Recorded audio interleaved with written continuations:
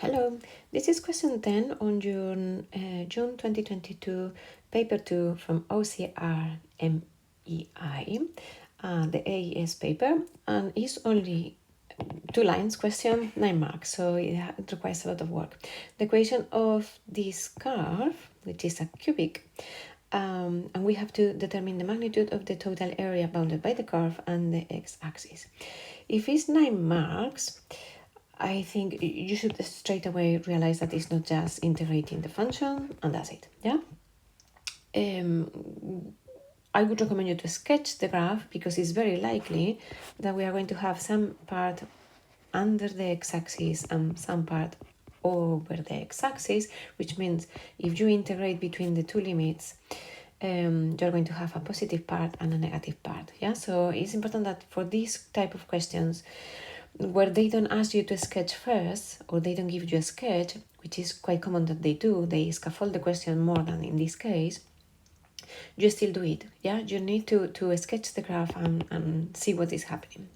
So let's going to do that. Let's going to represent this cubic, mainly because we need the limits of integration, yeah? But when we represent it, we will notice that one part is under the graph, under the x-axis.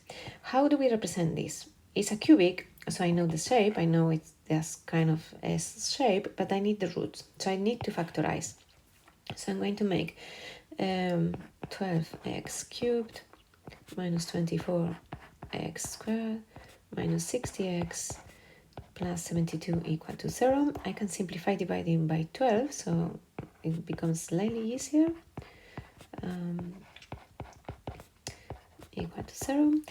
And now to factorize a cubic, what I can do is to find one factor first, and I'm going to use the factor theorem. So I'm going to try with factors of this number, if any of them, when I do f of the number, it's 0.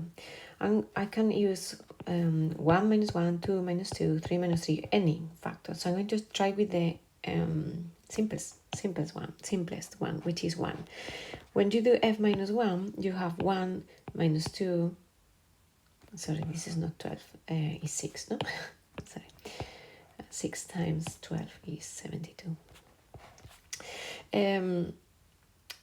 You have 1 minus 2 minus 5 plus 6, which is 0. Yeah, so f1 is 0. If f1 is 0, x minus 1 is a factor. And you should make a note of how you have found this, yeah? If it's a factor, I can divide the polynomial. So I'm going to divide my polynomial by that. I will have a quadratic, and then I will be able to factorize that quadratic.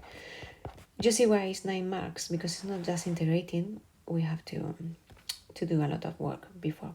So x cubed divided by x squared, x is x squared.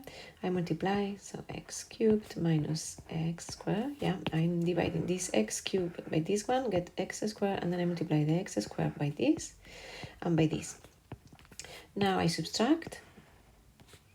X cubed minus x cubed is 0, and minus 2 minus x squared is minus 1x squared. I divide again, minus x squared divided by x is minus x, multiply, and I have minus x squared plus x, yeah, multiplying minus x times x times minus 1. And I subtract again. So I have these two are gone, and then I have minus 5, minus 1, minus 6x. I divide again, minus 6, I multiply, minus 6x plus 6, and when I subtract, these two are gone and these two are gone as it should be, yeah?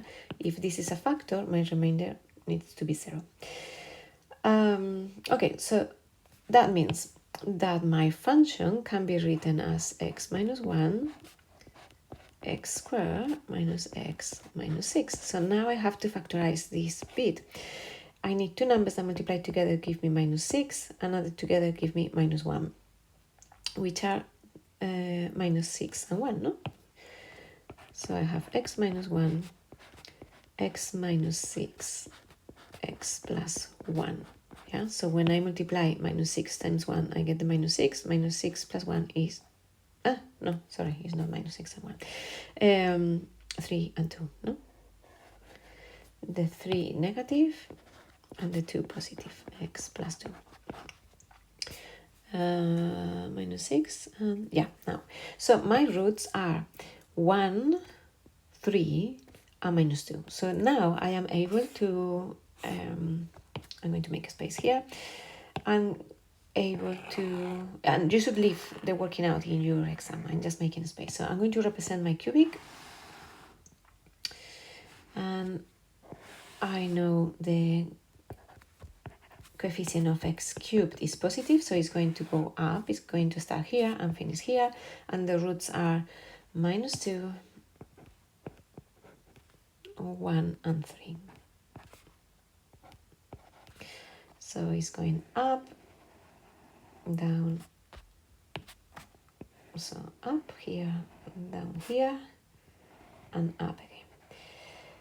So the area is going to be this area here.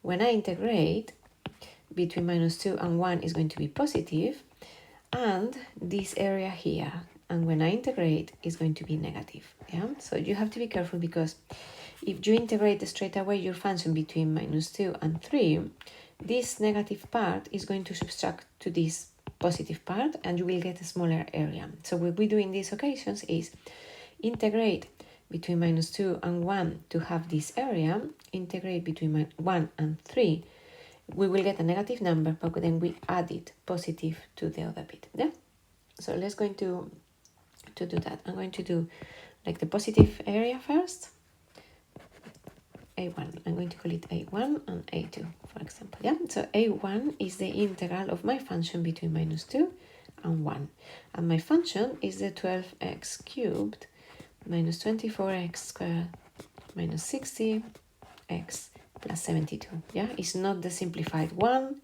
Be careful, because it's not this one, it's this one. So I integrate this, and I get I have 12x to the power of 4 divided by 4, 3x to the power of 4. I'm going to do it here, I think. 3x to the power of 4. Then 24x cubed divided by 3 is minus 8x to the power of 3. Then minus 60x squared divided by 2, so minus 30x squared. I'm simplifying already in the coefficients, but you can do in 2 steps if you want. Plus 72x, and I'm going to substitute between minus 2 and 1. So when I substitute the 1, I have 3 minus 8 minus 30 plus 72. And when I substitute the minus 2, I have 3 times minus 2 to the power of 4 minus, I would be very, very careful with these questions and the signs, because one sign that is wrong, and then the answer will be wrong. Squared plus 72 times minus 2. Yeah, so put brackets in the calculator. Sorry, I don't need that last bracket. Yeah, so this bit is when I substitute the 1. All this bit is when I substitute the minus 2, and it goes with a minus at the front. Yeah, so be careful of finding everything correctly. When I do this with the calculator, I get 189. And this is this area. Then this other area is going to be, so A2 is going to be negative integral between 1 and 3. And I'm going to write, or if it's easier, you can find the integral. So to find A2, just because you cannot say that an area is negative, A2, I'm going to find the integral between 1 and 3 of the same function. And I'm not going to write again the function, I'm going to write the integral because I have done it in the question before. Yeah, x cubed minus 30x squared. So I'm reusing the previous part of the question and substituting between 1 and 3.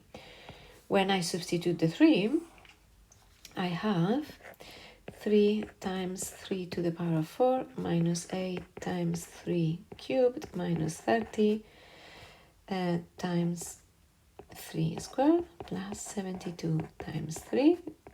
And when I substitute the 1, I have 3 minus 8 minus 30 plus 72. All this together is minus 64. This integral, which means a2 is positive 64. That's why I didn't want to write that this is the area, because it's the integral, but it's not the area. The area always is going to be positive, so be careful when you answer your questions. Yeah? So a1, the pink one, is this one is the blue one, so the total area under the graph, or between the graph and the x-axis, is 189 plus 64, which is 253. And that's the area that we are looking for. Yeah? And that's why this question is 9 marks, despite it's just one line, yeah, or 2 lines. So we had to, remember, find the limits of integration, but then if you represent the graph, you will see that there is a root in between, so graph is above the x-axis and below the x-axis, and then you have to be careful, because if you integrate between -2 and 3, you will get the wrong answer. Yeah? And that's all with this question.